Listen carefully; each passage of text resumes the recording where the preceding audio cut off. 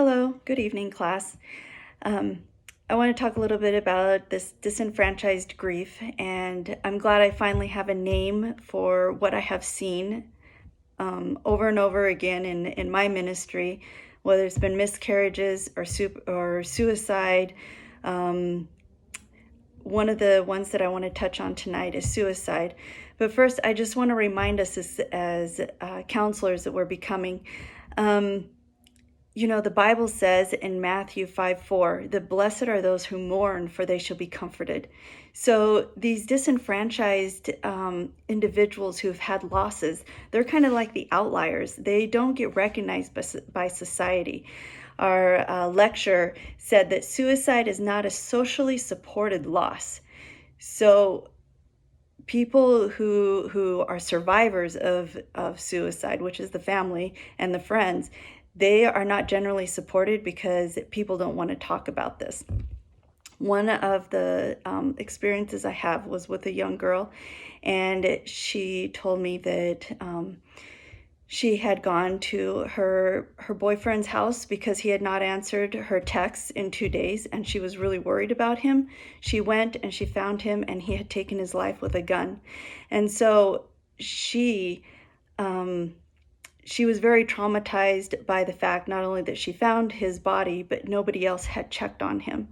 And it just points to another fact that sometimes friends are closer than family members. She had been in a relationship with this man for over a year, and she had known him. And one of the things she said is when she went to the funeral is that she was treated as like somebody who really didn't matter, who was not a part of his life. And she said that really bothered her. And she's like, nobody mentioned about his suicide. It was hush hush. And even she says they weren't allowed to really talk about it because he was military, and it was under investigation. And she's like, it was not right that she couldn't grieve and mourn and have the social support that she needed. One of the journal articles that I found by Peters and Peers 2016 stated that 4 themes emerge from survivors of suicide, and that's feelings of blame, and also feeling isolated, feelings of being silenced, and feelings of burden by others, their discomfort. So sometimes people are very uncomfortable about talking about unnatural deaths, such as suicide. And so they don't ask how the person is, saying, how are you doing? How is your heart? How are you coping with it? Because they're afraid to bring up issues.